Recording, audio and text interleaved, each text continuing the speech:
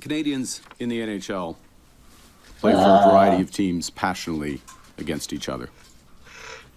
But when they're in a once-in-a-lifetime series such as the Four Nations or the Olympics, those same Canadians come together to win it all. During elections, Canadians play and cheer for different teams. Now that election is over, and we are in a once-in-a-lifetime crisis. It's time together, it's time to come together to put on our Team Canada sweaters and win big. Now is the time for ambition, to be bold, to meet this crisis with an overwhelming positive force that is a united Canada. It's time to build, and my government is getting to work to build. Build big, bold, and build now. You know, Sheila, it makes my skin crawl when I hear politicians use the term Team Canada.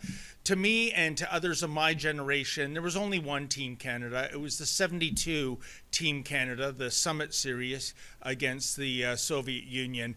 And that was an epic, one-of-a-kind, incredible hockey drama. But when I see politicians, these connivers, say, oh, we're Team Canada. And another thing about the so-called hockey expert, I know Mark Carney did play goal at a high level, but this business of elbows up, I don't know if we've ever discussed this.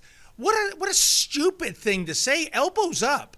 That means you're going into the boards with your elbow. You're going to take a penalty. You're out there to do something illegal. I know. That's unsportsmanlike. And it goes from unsportsmanlike to what, a dance rivaling the Macarena now with certain liberals. I described it as somebody spilling a drink on a Roomba robot, like those vacuum robots. The way it was sort of, it looked like he was malfunctioning. Yeah, this is the only analogy that Mark Carney knows. It's the only Canadianism that he knows. This is his deep understanding of Canadian culture, is hockey. And there's so much more to who and what we are than that. But this is the best that he can do. This is somebody who's been out of the country for the majority of his career. Anyway, that's about enough of him. But there's more. He's so boring. I just can't do 4 years of it. Elise Trudeau was interesting to look at sometimes with his stupidity, but this is just soul-suckingly boring. I think you answered my question, Sheila. Mark Carney comes across like the proverbial banker because that's what he is.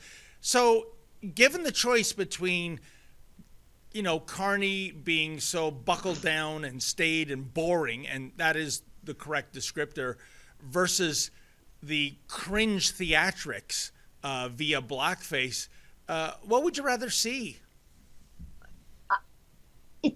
My problem with Carney is that his Canadianisms are so insincere, right? Like, just if you are a boring banker, be a boring banker. You know who was a boring banker? Stephen Harper. He was great. He was a boring accountant. And he was completely sincere in it. There's just something so insincere and unlikable about Mark Carney unless you have osteoporosis. Like, I just don't know what it is. We've got more from Mark Carney. He's asked if President Trump continues to talk about us being the 51st state and if the American leader respects our sovereignty. I do kind of like how all the boomers were duped into thinking that he was the guy to fight Trump. And he, I think, is just going to lay down and sleep at the feet of Donald Trump. Not this boomer. I know. If you didn't vote for him, I'm not talking about you. Okay. Go ahead. With the president, did Mr. Trump outright say or insinuate at any point that Canada should become the 51st state? He did not. All right. We've heard Mr. Trump on April 23rd and his surrogates throughout the final days of the campaign reiterate the idea that they believe Canada should become the 51st state. On the campaign trail, you said on multiple occasions that respect for Canada would be one of the key things in terms of having a meeting with him. Do you think over the past few days we have seen respect for Canada from the Trump administration? Look, it's always important to distinguish want from reality. La volonté et la réalité, right? What someone wants and what is reality, and what the Canadian people clearly have stated, virtually without exception, is this will never, ever happen. And if any of the leaders of the party and their representatives would attest to that, I think the votes attest to it. I think the public dialogue attests to it as well. We are, we're meeting as heads of our government to discuss that partnership. Now, I'm not pretending those discussions will be easy, or they won't proceed in a straight line. There'll be zigs and zags, ups and downs. But as I said in my remarks, I will fight for the best deal for Canada, and only accept the best deal for Canada, and take as much time that's necessary. Sheila, I wonder what the over-under number is when Carney cracks and gets really mad, either in the House of Commons during question period or during a media scrum. Remember, he's not used. Look inside yourself, David. Yeah, exactly. Look inside yourself. Which is a Hannibal Lecter quote, by the way, folks. Yeah. Look it up. No surprise. When he's talking to Agent Starling. But what I'm saying is that he's not used to being questioned. He's used to being giving orders and having lackeys and minions carry it out. I just wonder if he's going to adapt, if he's going to course correct, or there's going to be a couple of times where he just snaps, kind of like, do you know who you're talking to, kind of thing, right? Yeah, it's going to be soon. You can see that he's losing patience with everybody. He's just sort of annoyed that anybody dare ask him a question. And it started long ago, like in the middle of the campaign, and it's not ending. Yeah. Okay, is my image frozen? Of course it is. Let's move ahead. I am frozen? You are frozen. I don't know. Am I back now? Oh, kind of like that scene in Kiss the Girls and Make Them Die, where a guy kind of like Mark Carney is going to freeze all the women in the world, and he'll be the only one to populate the world because he's made all the men infertile. I think it's from 1966. How is he going to freeze the women? By boring them to death, putting them to sleep forever? No, there's a cryogenic process. Okay, because he can just do it by talking. I have a tough time paying attention to him. I really do. All right, CBC Watcher.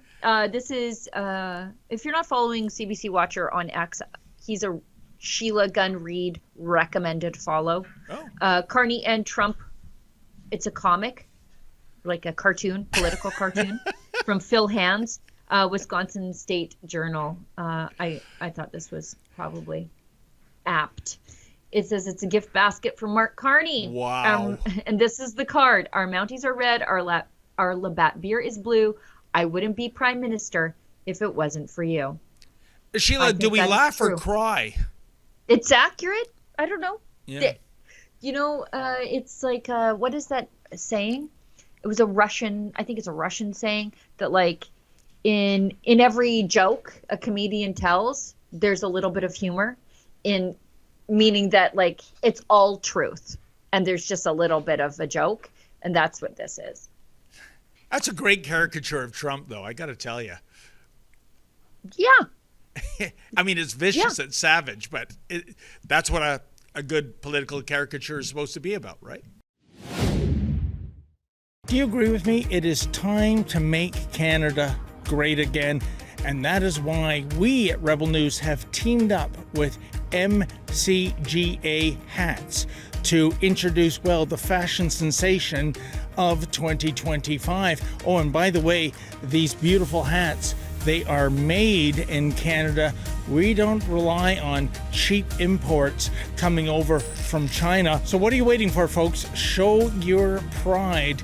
This is the perfect thing for a patriot to wear, or maybe there's a patriot in your life that you would like to gift such a hat.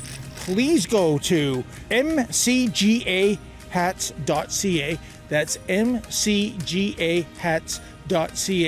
Don't be shy about it. Wear this cap. Let everybody know you want to make Canada great again.